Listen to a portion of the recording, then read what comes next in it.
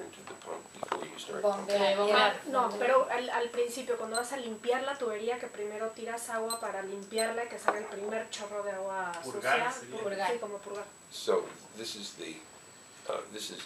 a way of enabling new businesses to get started by preparing the underlying infrastructure that they don't have to invest in. They just have to build on top of. Okay, so I don't mean to just talk at you. Do you have some questions that you want to get at? Si quieres hacerla, sí, yo te ayudamos. ¿Estuvo con Julio De Vido o con Bocio en esta reunión donde le presentaron el programa de Argentina Conectada? So who did you meet today?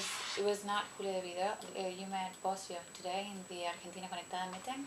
Oh, the person that I met at the Ministry Yes. of Planning. Who was that? The person you met? I can tell you. I think it was the I have a Bocio. card here. El presidente el ministro de Planificación. Sí, en realidad no se reunió con el ministro. Let's see. So- Yo tenía entendido que I didn't Do you have the memorize brief? everybody's name. I couldn't do No, that. he wasn't there. No, he wasn't there. Ministry of But I Planning. think Oh, it was not It was Vitulio, not- era el otro.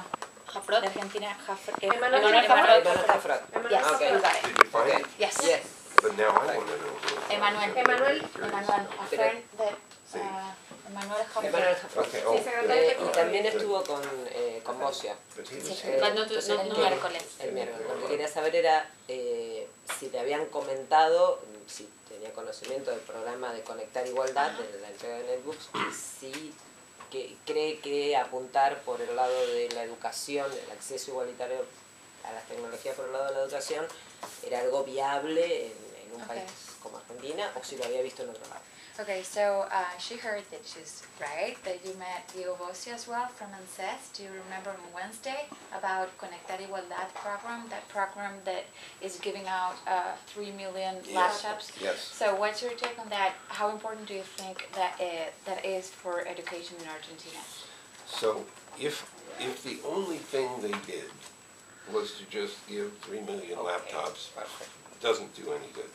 But if the laptops have software on them, if there's somebody to maintain them, and if they are integrated into a program of content production, and if teachers are helped to see how to use them to help students learn, this could be really powerful stuff. And I'm pretty convinced that the people who are running the program are very well aware that they have to go beyond just giving kids a piece of hardware. The part, though, that is really important is that they do get that laptop, and it's their laptop. They don't have to leave it at school. They can take it home. And I can't overstate how important it is that first you feel like it's yours, and it's your property, and you take care of it, because if it breaks, it's your fault. The kids are much better about maintaining and protecting their laptops if they feel like they own them. If they feel like the school owns them, then they figure, well, if it gets broken, it doesn't matter. That's something we've seen in the use of the one laptop per child program. So that's one thing. The other one is that it's really important that they can use it whenever they need it and whenever they want to. The best analogy I ever heard to show the difference between using laptops at school for an hour a day. We have enthusiastic employees. Imagine for just a moment that paper has just been invented. We've never seen this before. And pencils, okay? So, and we're the teachers and the students. So I'll pretend I'm the teacher and you're the students. And I'm all excited because there's this like this. You can write on this, and it doesn't go away. You can hang on to that. But we don't have very much of it. So on Tuesday at 4 o'clock every week, I'm going to get you a piece of paper and a pencil, and you can practice writing on the paper. And when we're done after the 1 hour, we take away the pencil and the paper and put it here. And next week we're going to do pencil and paper practice again. Terrific. So now you go home to do some work and there's no paper, there's no pencil, you can't use it. So using a laptop a few hours a day in school is a stupid idea. A smart idea is giving the kids a tool that they can use. Okay, it gets better. One of the things we've learned about people, young people especially, in learning, is that it is about learning, not about teaching. So I don't want to use in my vocabulary anymore, I don't want to say teach, because that's not the point. The point is learn. And so the outcome we want is the kids learn things. Now, what's the best way to learn something? Well, it isn't to have somebody tell you all about it. It isn't reading about it. It's doing it. And so, yes, with some exceptions. I mean, you don't jump off a cliff to find out if gravity works. That's not a good idea. Maybe you could throw a rock.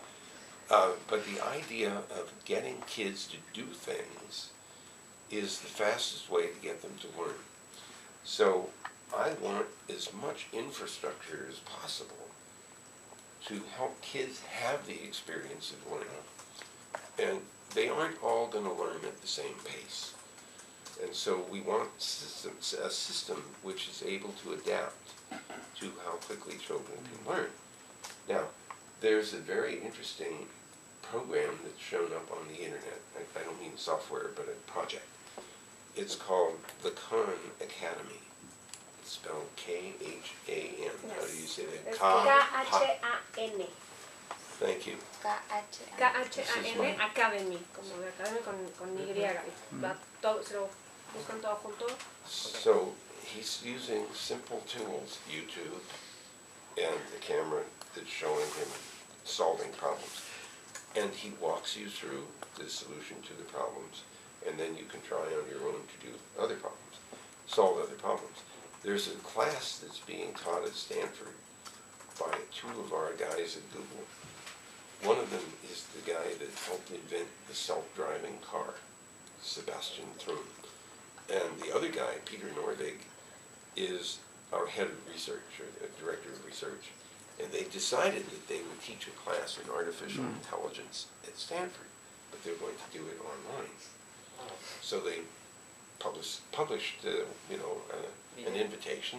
Who would like to take an artificial intelligence class at Stanford?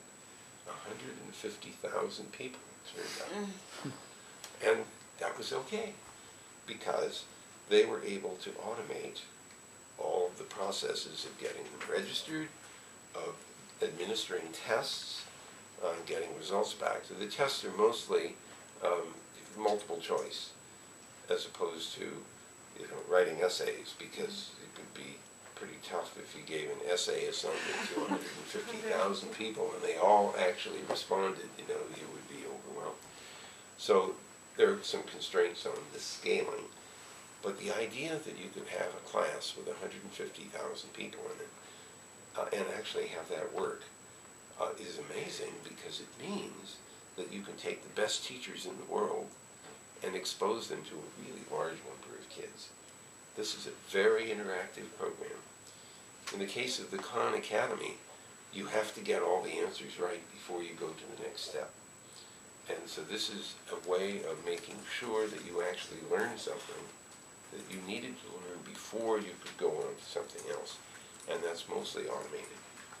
So I think this laptop program is an important element in the educational ecosystem, but we have to put all this other stuff in place to make it really effective.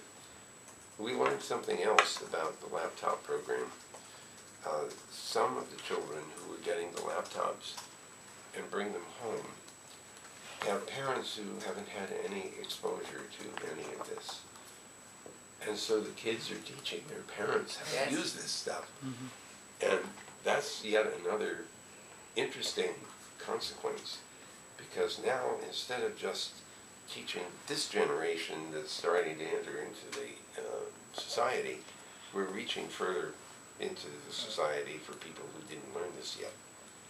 So I'm pretty enthusiastic about this kind of an experiment. And what I hope will happen is that we pay a lot of attention to what works and what doesn't. And we're very honest about things that don't work and things that do, so we can improve the program. And when I say we, I mean the people who are performing that project. So this is going to be pretty groundbreaking. And so Argentina should be ready to have the spotlight come down and say, how did that work out? Can you help us learn how to do this too? Usted es uno de los padres de Internet. ¿Cuáles son las herramientas de Internet que hoy utiliza y en qué dispositivos habitualmente? ¿En tablet, mobile, smart? ¿Y se integra a redes sociales? ¿Cómo es su relación con Internet hoy? Okay, so I as, almost thought I understood that, but I don't know. as one of the as father of internet, what's your current relationship with